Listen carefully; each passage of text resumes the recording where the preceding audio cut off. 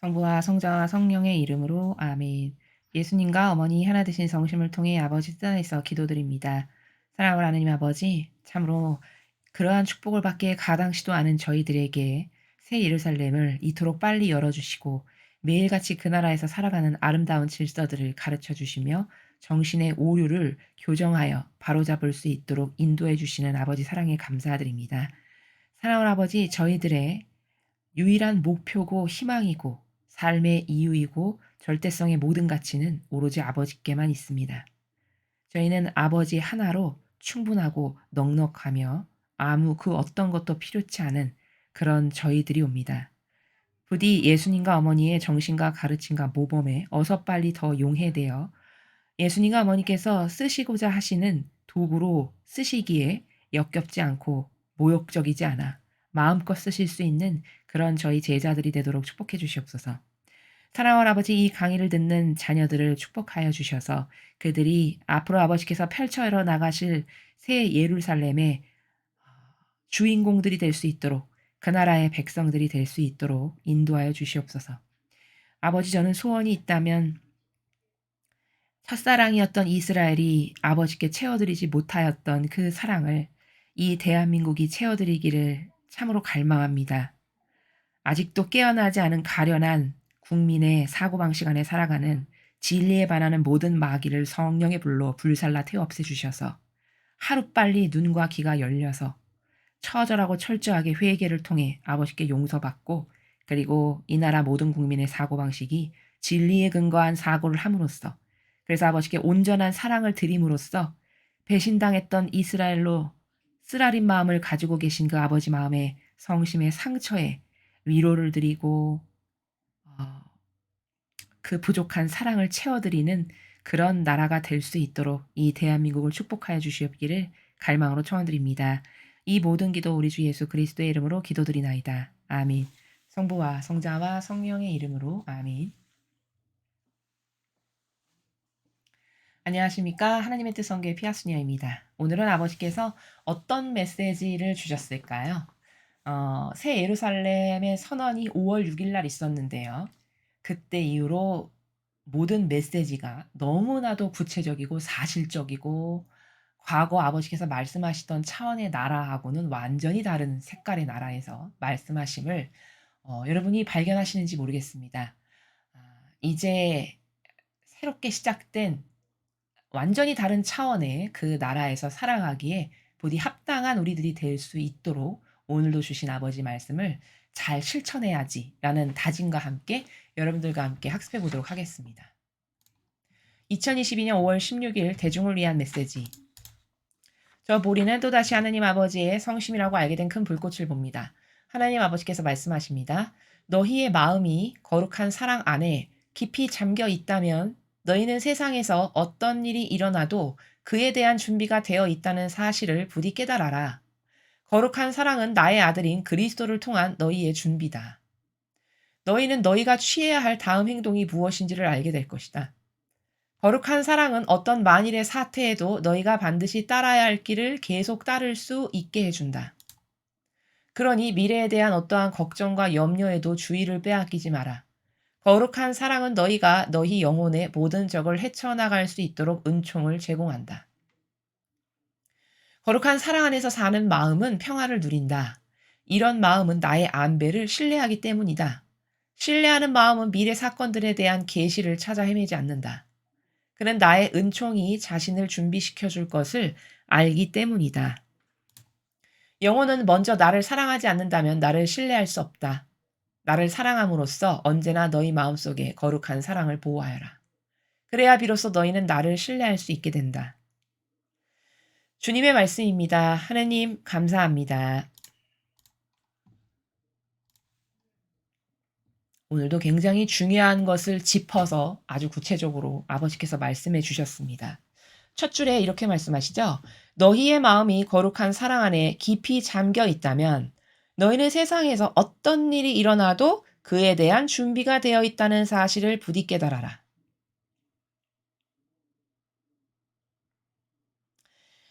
이거는 정확히 누구를 지칭해서 누구를 염두에 두고 하신 말씀이냐? 어떤 세력을? 야, 마지막 세대는 이렇게 전쟁이 일어날 수 있고 이런 일이 있을 수 있고 이렇게 망할 수 있고 이럴 수 있대. 그러니까 우리 이런 것에 신경 써야 돼. 어떻게 하면 그때 잘 준비해서 살아남을 수 있을까? 해서 여기저기 기웃거리면서 그런 것에 염려를 가지고 있는 이런 영혼들 있죠. 그들을 두고 하시는 말씀입니다.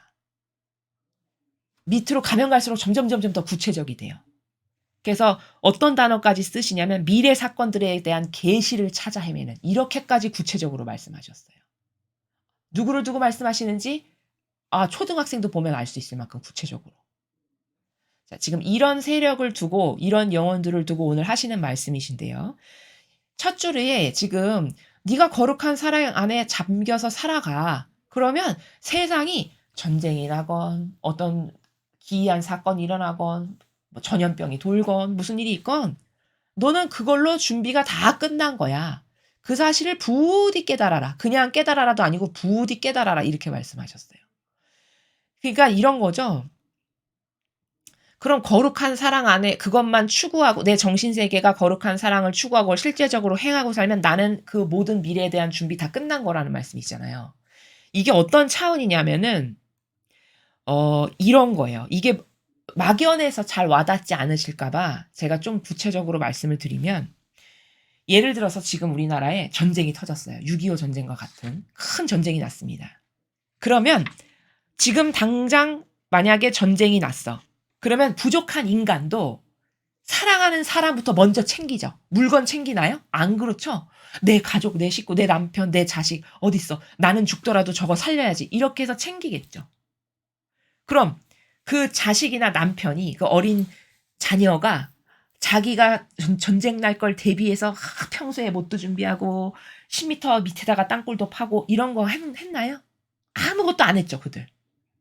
아무것도 안 했는데 엄마를 열렬히 사랑해서 하나 돼 있어. 그러면 그 엄마가 그 자식을 살리죠. 이런 것과 똑같은 메커니즘이라는 겁니다. 그러면 부족한 인간도 지금 당장 전쟁이 나면 사랑하는 사람부터 먼저 살려고 그들부터 먼저 구하고 챙기지 않겠습니까? 그렇죠? 그러면 하느님은요? 하느님은 어떠실까요? 하느님에 대한 거룩한 사랑이 왜 중요하냐? 아버지는 제가 나를 신뢰하고 믿고 하나 돼서 나를 사랑하나? 그것만 보세요. 그러면 그 질적 수준에 따라서 그 사랑의 정도에 따라서 예를 들어 진짜 뭔가 닥쳤다. 어쩔 수 없이 세상이 너무 악해서 이 재앙은 쏟아부을 밖에 없다라고 해서 어떤 일이 벌어졌다.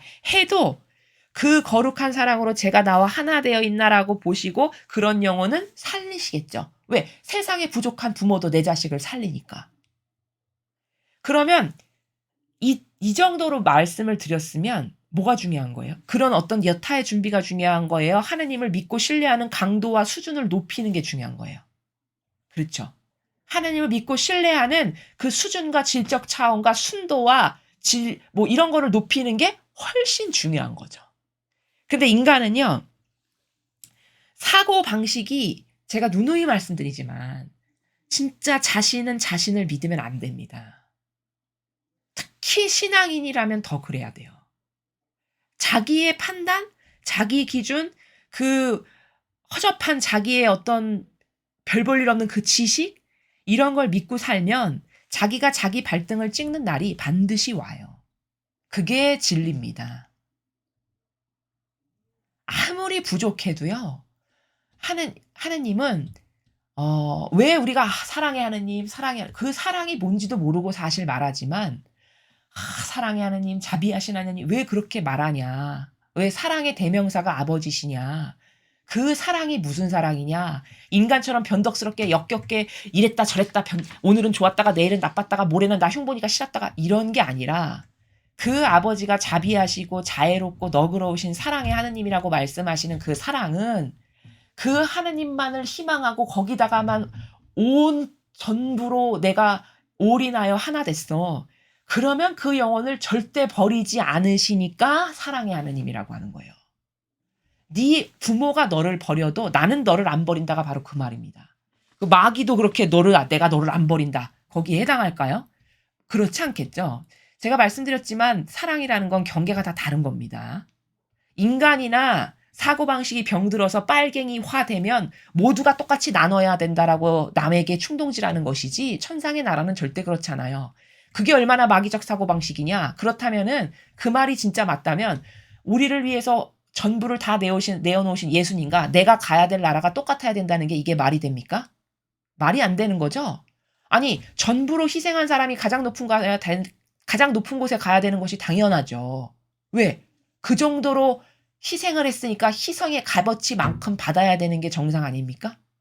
그렇죠? 근데 빨갱이적 사고방식은 똑같이 나눠야 되는데 하나님은 똑같이 사랑하신대. 이게 완전 마귀적 사고방식이라는 겁니다. 그 논증이 맞다면 예수님이 천상에 가셨어. 그러면 공평한데 똑같이 나눠야지. 나도 예수님하고 동급의 나라에 가서 살아야지. 이 말 아닙니까?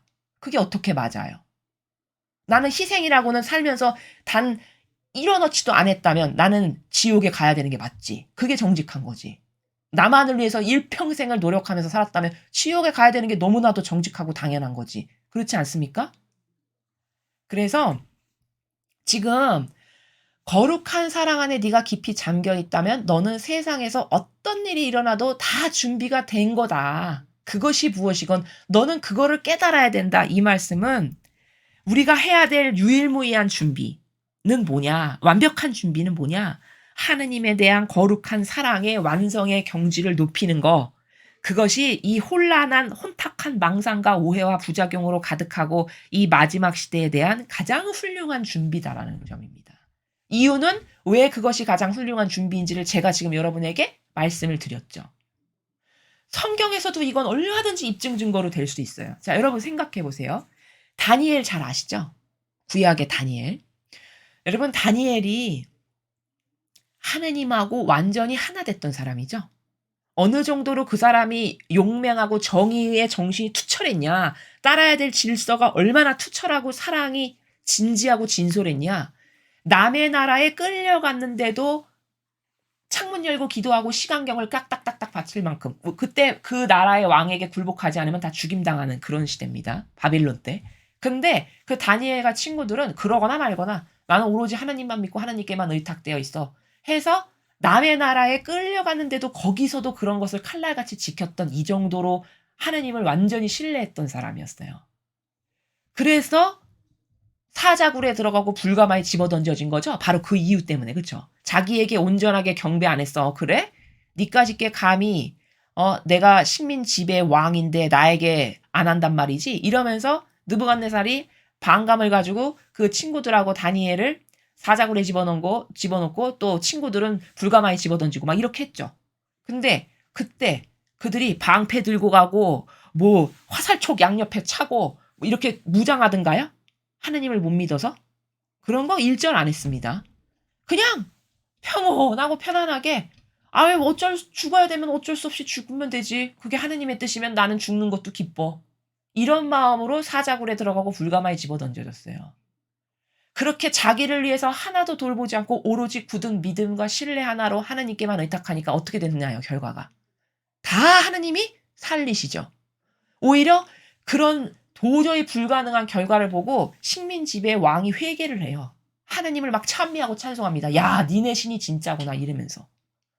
와, 너희 같은 신은 내가 본 적이 없다. 하느님은 찬미 받으소서. 다니엘의 하느님은 찬미 받으소서. 막 이러죠.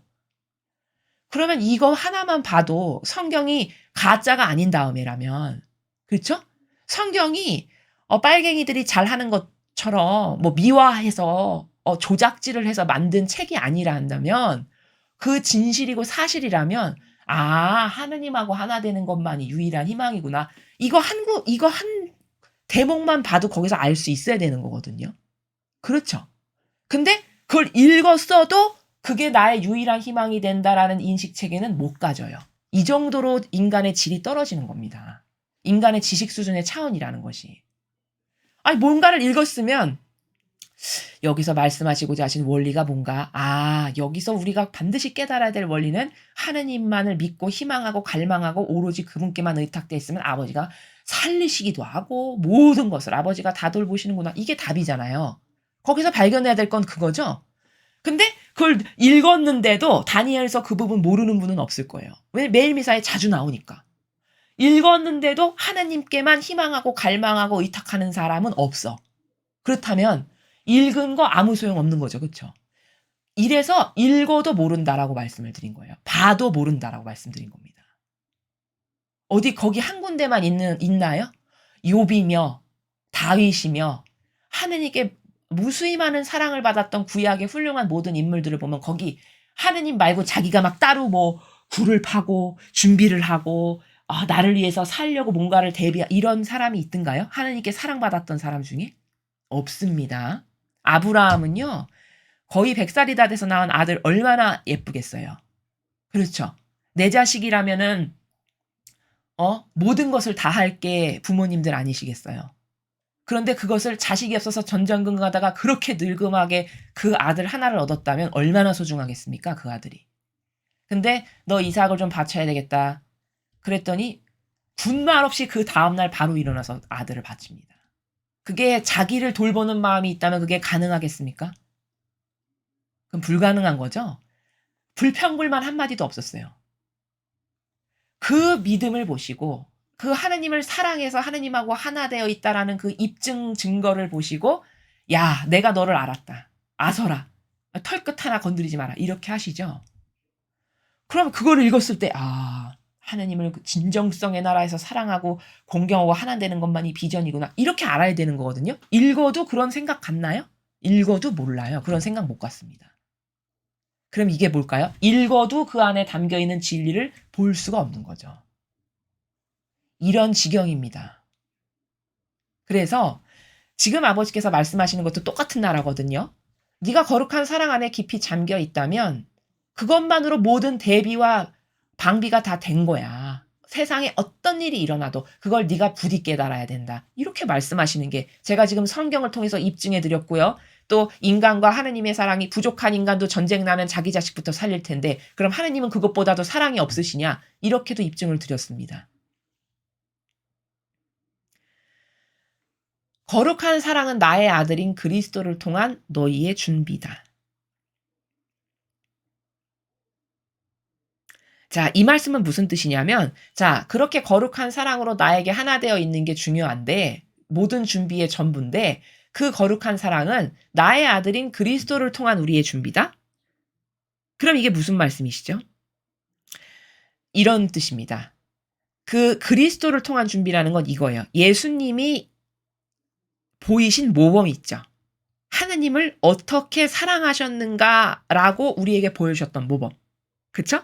그 예수님이 아버지를 사랑하는 완성체셨던데, 완성체이셨는데, 그 하느님을 사랑하는 완성의 모범, 그 모범대로 내가 따라서 살아가는 것, 그게 바로 그리스도를 통한 준비예요.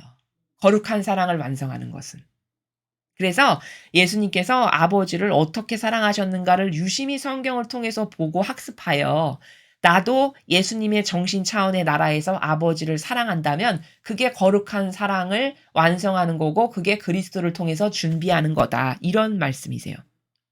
그러니까 세상에 무슨 일이 일어나도 가장 최고의 훌륭한 대비책은 준비는 뭐냐? 그게 거룩한 사랑을 내가 구현하면서 살아가는 건데 그 거룩한 사랑을 구현할 때 아버지께서 지금 팁을 주시기를 네가 그런데 그걸 구현할 때 내 아들 그리스도를 통해서 너가 준비하게 될 거다. 이 말은 사랑도 할 줄을 알아야 될 거 아니에요. 어떻게 하는 것인지 사랑인지. 우리는 다 변질된 오감이 병든 사랑밖에 모르잖아요.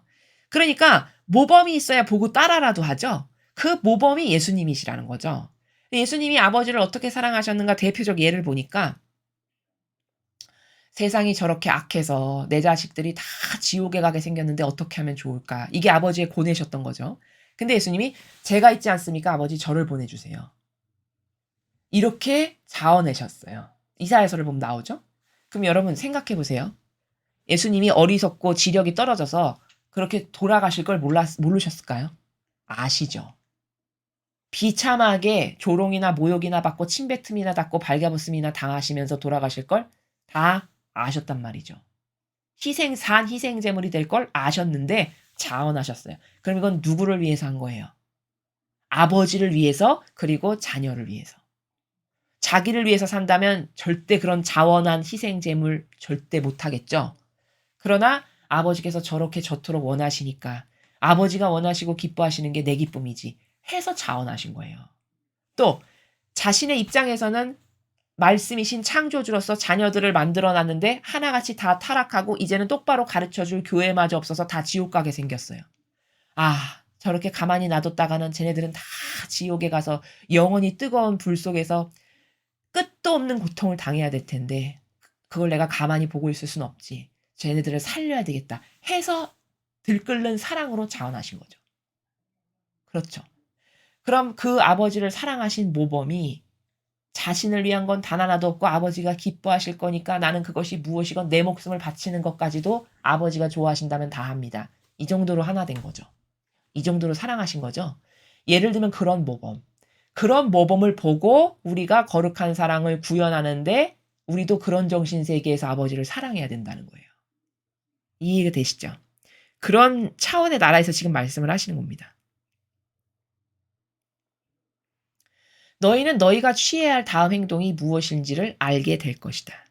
자, 이렇게 우리가 아버지를 나는 전부로 사랑합니다라는 올바른 의지 가운데 거룩한 사랑을 실제적으로 구현하고 살고 그리고 그 올바른 의지가 있으면 예수님께서 우리가 일상생활을 하면서 거기 늘 의탁되어 있죠? 그러면 아, 내가 다음에는 요것을 하고 싶은 마음이 들게끔 이끄시고 역사하신다는 거예요. 이 말씀은.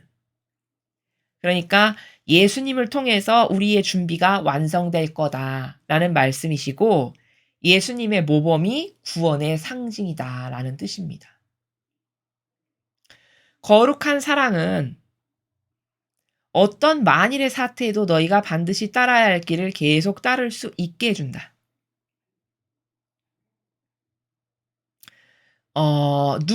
우리를 누가 계속 따를 수 있게 해줍니까? 그렇죠. 예수님께서. 우리가 이렇게 거룩한 사랑을 구현을 하면서 실제적으로 행하면서 살죠? 그럼 내가 늘 예수님은 이때 어떻게 하셨지? 아, 이렇게 하셨구나. 거기에서 힌트를 얻고 모범을 자꾸 구현하다 보면은 어떤 만일의 사태가 벌어졌어.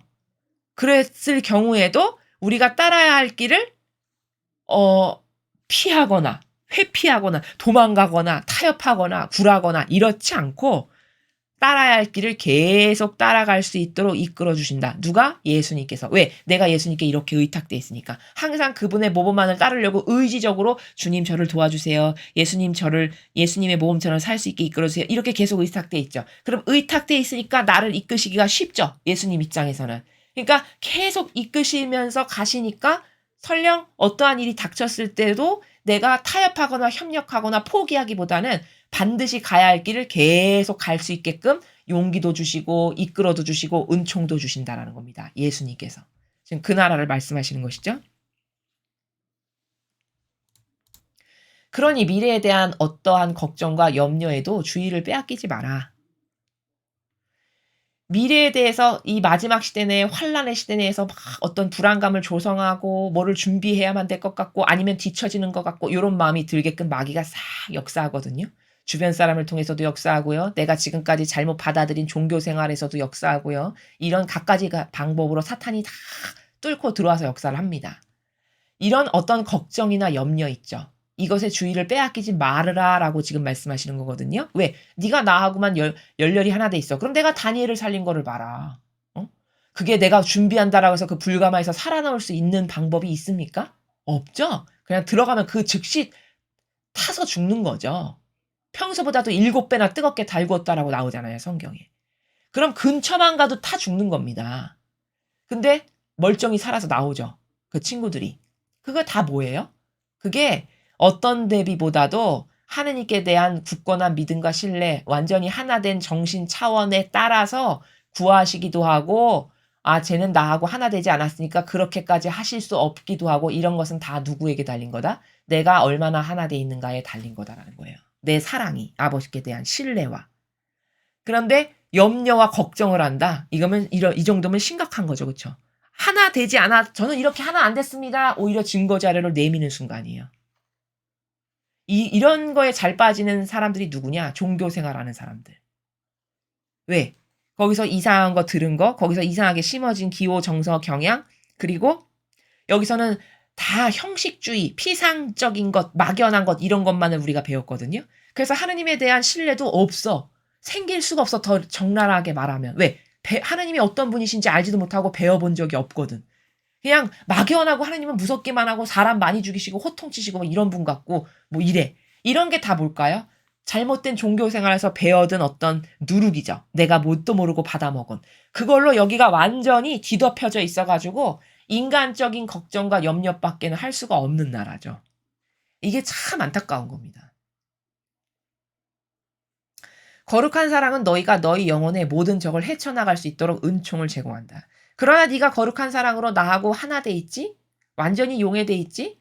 그러면 내가 다니엘과 친구들을 살린 거를 봐라. 내가 요백에 어떤 은총을 줬는가를 봐라. 내가 다윗을 어떻게 썼는가를 봐라. 이게 다 입증의 증거들이고 자료들. 성경에 차고 넘쳐요. 하느님과 하나 된 사람이 어떻게 복받았는가를. 그쵸? 그게 다 은총을 제공한다. 그 은총을 통해서 그렇게 아버지께서 축복하신 거죠. 그들이 아버지와 하나 되어 있었기 때문에 거룩한 사랑으로. 이런 말씀이시고요. 거룩한 사랑 안에서 사는 마음은 평화를 누린다. 여러분 다니엘이 사자굴 속에 들어갈 때 와들와들 떨면서 어떡하지 죽으면 어떡하지 이렇게 하면서 들어갔을까요?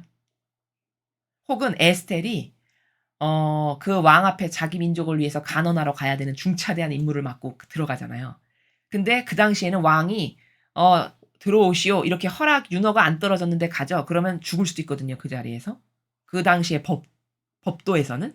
근데 그걸 불구하고 에스텔이 하느님께 충분히 기도하고 회개하고 뉘우치고 그리고서는 아버지께만 신뢰를 두고 그리고서 나아가죠. 왕 앞에. 그때 에스텔이 발발발발 떨면서 이거 안 되면 어떡하지? 아버지 도와줘. 이렇게 하면서 들어가든가요? 그렇지 않죠. 그 모든 공통점이 뭐냐? 그저 평화롭고 그저 신뢰로 가득해요. 왜? 아버지가 나를 다 보호해 주실 텐데 뭐. 다 아버지가 이끄시는 게 가장 나의 영혼에게 최선이고 최상의 좋은 것만을 주시는데 뭐. 설령 그렇게 하는데 내가 여기서 이렇게 하다가 죽을 수도 있어. 그래도 그게 아버지께서 나에게 가장 좋은 것을 주신다는 것에 나는 의심의 여지가 없는데 뭐. 이런 마음이면 거기 어떤 걸릴 것이 있을까요? 그런 마음에? 없죠. 그러면 이건 뭐예요? 하느님을 그 정도로 믿기 때문이죠. 그렇죠? 거룩한 사랑 안에서 사는 사람은 평화를 누린다가 그 나라인 거예요.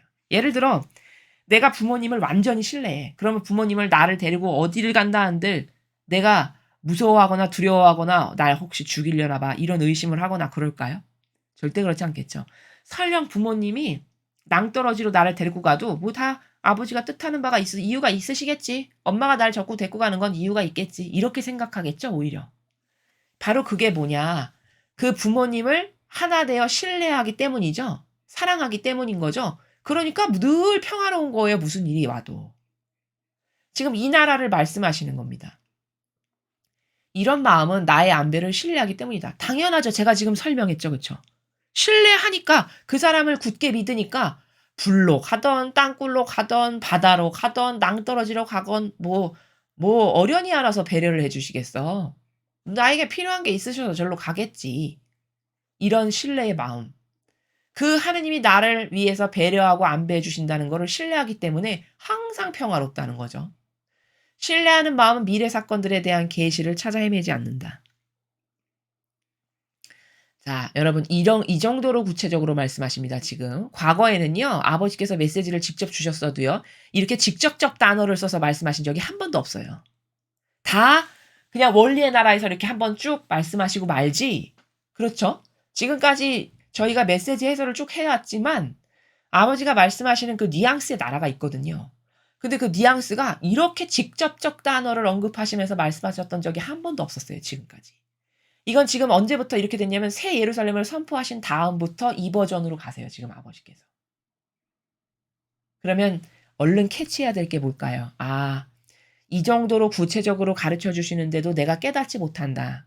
그러면 그거는 내 영혼이 어떻게 될까를 잘 여러분이 반추해 보시기 바랍니다. 내 영혼에 어떤 유익이 될까? 유익이 되긴커녕 어떤 비참함이 따를까? 이런 것을 좀 객관화시켜 볼 수 있어야 되겠죠. 여기 이 정도로 단어를 미래의 사건들에 대한 계시를 찾아 헤매지 않는다. 누가? 나를 신뢰하는 영혼은. 그러면 이 말씀은 지금 뒤집어서 이야기하면 반대급부적인 차원에서 말하면 이런 거죠. 만약에 불안을 느껴서 무엇을 찾아다니고 누가 이런 말 했대, 어디 가니까 또 이런 말 했대더라, 어디 가니까 이런 은총이 있다더라, 이렇게 해서 막 돌아다니는. 그래서 무엇을 막 찾아다녀, 계속 끊임없이. 그럼 이건 하느님을 신뢰하지 않는다는 증거죠. 그렇죠? 여러분, 이게 얼마나 무서운 거냐면요. 사람은 막연한 사고방식을 하기 때문에 이런 말씀을 해도 잘 무섭게 와닿지 않거든요, 사실은. 그게 리얼하게 와닿지 않기 때문에. 근데 이거를 이렇게 면도칼로 도려내서 그 안을 벗겨내는 것처럼 분석을 하면 이 말씀이 무슨 뜻이냐면요. 이런 겁니다. 내가 이 지상에서 이런 때에 지금 중차대한 이런 때에 불안을 느껴서 이것저것을 찾아 헤매고 뭐 무슨 책 누구의 말씀 어디 가니까 이런 축복이 있다더라 어디 가니까 땅굴을 100m 파라더라 이런 것에 막 이렇게 다니시는 분들 있잖아요. 그러면 이때 그 사람이 행한 이런 것들 이거 천상의 증거로 남아 있을까요 없을까요? 그렇죠. 이거 증거로 지금 다 수집돼 있고 포착돼 있는 순간들이에요. 그래서 매현 순간을 그렇게 강조하시는 거예요, 아버지께서.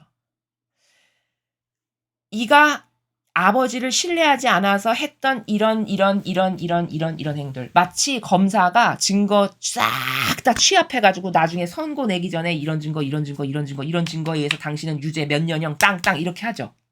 그런 것처럼 여러분이 지금 이 지상에서 행하시는 그런 많은 것들 있죠. 이 아버지의 뜻에 반하는 이 아버지의 뜻에 순종으로 하나 되지 않아서 행한 많은 것들 있죠. 그게 지금 입증 증거로 다 그렇게 검사가 증거 취합하듯이 취합이 되고 있을까요? 안 될까요? 되고 있어요. 그래서 죽고 나잖아요. 그러면 심판대 앞에 딱 가죠. 저는 하나님을 한평생 너무 사랑해서 매일 이런 거 했고요. 이렇게 할 것 아니겠어요? 그러면 그때 어떤 일이 벌어지는 거냐? 마귀가 와서 여러분이 하느님을 신뢰하지 않아서 이 지상에 했던 수많은 일들 있죠. 그걸 입증 증거로 이렇게 갖고 와요. 아버지, 제 말은 다 틀렸어요. 쟤는요 이때 이런 짓 했고요. 이런 거 했고요. 이런 거 했어요. 이걸 좀 보세요. 여기 증거가 다 있잖아요. 이렇게 하는 겁니다. 재판이라는 건. 천상나라의 재판은 이렇게 하는 거예요. 그러면 그게 다 진실이고 사실이기 때문에 그걸 아니라고 말할 수 있냐? 입도 뻥끗 못하겠죠. 그렇죠? 다 자기가 한 것들이 파노라마처럼 다 보여줄 텐데 이렇게. 그래? 너는 입으로는 나를 사랑한다라고 하는데 실제적으로는 사랑 안 했구나. 이렇게 입증 증거만 남겨드릴 뿐이에요. 지금 그런 일을 하고 다니는 겁니다. 신뢰하지 못해서 이런 거 저런 것을 찾는 사람들이. 얼마나 무서운 건지 아시겠습니까? 사람은요. 하도 막연하고 피상적인 사고방식을 하기 때문에 이런 것에 대한 경각심이 없어요. 아버지가 지금 이 말씀 하나도 무섭게 느껴지지 않으시죠? 하나도 이게 저 말씀 진짜 무섭다. 나를 두고 하시는 말씀이네. 지금부터 당장 달라져야 되겠다. 이런 경각심이 안 들잖아요. 그건 왜냐? 아버지는 그 아버지의 품격이 그 아버지의 권위가 그 차원의 나라에서 점잖게 말씀하시는 거거든요. 근데 종의 입장에서는 그렇게 표현을 해서 여러분에게 전하면 여러분이 그 진실을 100으로 깨달아야 되는데 10, 20으로밖에 못 깨달아요. 아버지와 똑같은 단어의 품격 있는 나라에서 설명을 하면. 그렇겠죠. 그러니까 사실은 그거는 역으로 말하면 우리가 그 정도로 저급한 거예요. 수준이. 그 정도로 저열한 거고. 왜? 이 정도로 이렇게 좀 적나라하게 표현하면 팩트로 까서 말을 해야만 충격적으로 다가와서 그렇구나. 이렇게 할 정도니까요. 인간의 지력이라는 게. 그러니까 인간의 지력이나 지성이라는 게 대단할 게 없다니까요. 그래서 저는 이렇게 막 더 리얼하게 더 상세하게 말을 하는 건데 그래야만 혹시라도 이 강의를 듣고 한 명의 영혼이라도 이 중차대한 중요성을 깨닫고 그게 인지에 남아가지고 오늘 당장 회개한다면 엄청난 소출이잖아요. 그럴 영혼이 있으라 기대하면서 제발 그런 영혼이 있기를 소망하면서 해설을 하는 거거든요. 아무튼 지금 아버지께서 말씀하시는 저 행간의 나라는 굉장히 부드럽고 품격 있는 아버지의 그 차원에서 말씀하시기 때문에 하나도 무섭게 안 들리지만 제가 그것을 펼쳐서 도려내어 여러분에게 설명하면 그런 것이 다 입증의 증거로 지금 오히려 마귀에게 좋은 일만 시키는 거라는 거예요. 증거만 남기고 다니는 거죠. 그 마귀는 증거를 다 수집한다니까요. 우리가 했던 모든 일들을. 그리고 죽고 나면 심판대 앞에 갔을 때 저는 한평생 하느님을 열렬히 사랑해서 이렇게 갈망하고 이렇게 사랑했습니다 하면 아닙니다 하고 그걸 쫙 펼친다니까요. 진짜 사랑하지 않았음을 보이는 증거를. 그러면 이거를 뒤집을 수 있냐? 세상은 대법원이 진실이 있는데도 막 뒤집어서 판결하고 막 선고하죠. 무죄인데도 막 22년형 이렇게 하죠. 천상엔 절대 그런 게 있을 수가 없어요. 진실과 사실의 나라기 때문에. 그럼 그때 가서 어떻게 할 거냐? 뭐 땅을 치고 울 수밖에 없겠죠. 이렇게 되는 겁니다. 이렇게 무서운 겁니다. 그래서 아버지는 매현 순간 그 매현 순간도 그렇게 막 와닿지 않잖아요. 우리가 들었을 때. 매현 순간 아버지를 그렇지 그래야지 이렇게 생각할 거예요. 아마 대부분은. 왜 매현 순간이 중요하냐? 그렇게 매현 순간 누구는 마귀에게 좋아지는 일만을 하고 다니니까. 증거만 남기고 다니니까. 그 시간에 너는 그렇게 마귀가 좋아지는 증거만 남기고 다닐 건지 아니면 나를 진짜로 신뢰해서 고행이라도 하나 더 하고 극기라도 하나 더 하고 세상을 위해서 나라를 위해서 아버지 나라가 어서 오시기를 바라는 이런 어떤 기도를 더 할 건지 이런 건 내 자유의지가 이제 선택하기 나름인 거죠. 그 현 순간에 너가 했던 모든 것들이 차곡차곡 다 수집돼서 마치 증거자료 내밀어 가지고 법정에 쓰는 것과 똑같이 이렇게 되는 그런 나라를 지금 아버지께서 말씀하시는 거다라는 겁니다. 신뢰하는 마음은 미래 사건들에 대한 계시를 찾아 헤매지 않는다. 그는 나의 은총이 자신을 준비시켜 줄 것을 알기 때문이다. 아버지만 믿고 신뢰하니까 마치 다니엘하고 같은 거죠. 아버지가 어련히 알아서 나를 위해서 좋은 걸 준비하셨겠어. 그래 만약에 내가 오늘 사자굴에 가는데 거기서 죽었어. 사자의 밥이 돼가지고 할 수 없지. 그게 아버지께서 나에게 가장 좋은 거라고 마련하신 건가 보지. 나는 그거를 믿어. 이런 거. 이런 마음, 이런 정신. 그런 사람은 아버지 은총이 자신을 다 준비시켜 줄 거고 자신에게 가장 좋은 걸 줄다라는 것을 다 알기 때문에 어떤 불안도 초조도 이상한 거 걱정 염려 뭘 준비하고 이런 거 일절 안 한다는 거죠. 여기 그저 마음의 평화를 누린다 이렇게 말씀하셨죠. 영혼은 먼저 나를 사랑하지 않는다면 나를 신뢰할 수 없다. 그렇죠. 사랑과 신뢰는요. 한 나무의 두 가지와 같아요. 어떤 큰 나무가 있잖아요. 그럼 그 나무에 여러 가지 가지들이 있죠. 근데 그 가지에 한쪽은 사랑이고 한쪽은 신뢰라는 거예요. 하나의 나무에. 이런 밀접한 연관성이 있다라는 거고요. 사랑을 안 해. 그럼 신뢰 안 한다는 말이지. 역으로 누가 신뢰 안 해. 그럼 사랑 안 한다는 말이지. 이것과 같은 말이라는 거죠. 나를 사랑함으로써 언제나 너희 마음속의 거룩한 사랑을 보호하여라. 보호하라는 거는 무슨 뜻이죠? 흔들리지 말고 네가 마귀에게 흔들려 가지고 또 금방 변덕스럽게 어제는 그냥 하느님께 충직하게 사랑합니다, 사랑합니다 하면서 아버지 뜻을 조금 행하려는 노력을 했는데 모래가 다니까 그게 싹 없어졌네. 이런 변덕스러움. 이런 게 다 보호하여라라고 말씀하시는 나라에서 알아들어야 될 행간이에요. 나라라는 거죠. 그렇게 변덕스럽고 이랬다 저랬다 하는 이런 속성이 있는 사람은 참 영성 생활에서 참 불리해요. 왜냐하면 지속적이지 않은 걸 아버지는 안 쓰시거든요. 그래서 흔들리지 않고 아버지께만 신뢰를 두는 것. 그게 거룩한 사랑을 네가 보호하거라 이렇게 말씀하신 행간의 나라입니다. 그래야 비로소 너희는 나를 신뢰할 수 있게 된다. 자, 네가 이렇게 거룩한 사랑으로 나를 진짜 예수님의 모범에서 사랑을 어떻게 하는 건지를 발견해서 그 마음과 정신의 나라에서 나를 사랑하고 노력하고 그래서 나를 기쁘게 하려고 맨날 애쓰고 근데 또 마귀가 어느 날 갑자기 왔는데 마귀도 물리칠 줄 알아서 흔들리지도 않고 이렇게 살아. 그러면 나를 신뢰하는군. 이렇게 아버지가 보신다는 그런 말씀의 나라에서 지금 끝맺음을 하셨습니다. 그러니까 오늘 이 메시지는 이런 거죠. 비유를 들자면 어떤 어린아이가 있어요. 그러면 어린아이에게는 유일한 신뢰와 사랑의 대상이 부모죠. 그쵸? 근데 그런 어린아이가 자기 부모를 안 믿고 자기가 뭔가를 도모를 해. 막 이런 거 저런 거 자기가 좋아지기 위한. 그러면 부모가 그걸 이렇게 바라볼 때 그 자식을 신뢰할까요? 그 부모가? 쟤는 나를 못 믿고 나를 신뢰하지 않고 나와 하나 되지 않아 가지고 저렇게 자기가 뭘 해볼 거라고 자기를 위해서 저런 것을 하는구나라고 생각하겠죠. 그 부모가. 물론 그 자식을 그렇다고 해도 그 한계마저도 받아들여서 끌어안기는 하겠지만 그러나 굉장히 질 떨어지는 거죠. 이런 어떤 다중적 그리고 객관화된 나라 이런 것으로 살펴볼 게 굉장히 많아요. 인간이라는 이 한계적 차원의 이 영혼은 이런 아버지께서 어떤 말씀 하나를 주시면 '아 나는 저 말씀의 나라하고 얼마나 같은가 다른가. 나의 지금 현 상태의 문제가 뭔가. 나는 뭘 개선해야 되지.' 이런 걸 바라봐야 될 게 한두 개가 아니라는 거죠. 그리고 제가 아까 중간에 설명드렸다시피 그걸 또 막연하게 듣는 이런 우리의 한계. 이런 것을 초월해서 계속 은총을 청하면서 아버지께 "도와주세요 아버지. 잘 알아듣고 깨달을 수 있는 은총을 주십시오." 이런 것을 청원하면서 동시에 내 의지를 올곧게 해서 늘 아버지께만 용해되기를 갈망하는 이런 것들이 동반되는 노력이 있을 때 그럴 때 인제 시너지가 나고 그럴 때 영적으로 성장이 되고 "이렇게 되는 거다."라는 말씀을 추가적으로 드립니다. 이상으로 2022년 5월 16일 대중을 위한 메시지 해설을 마치겠습니다. 감사합니다.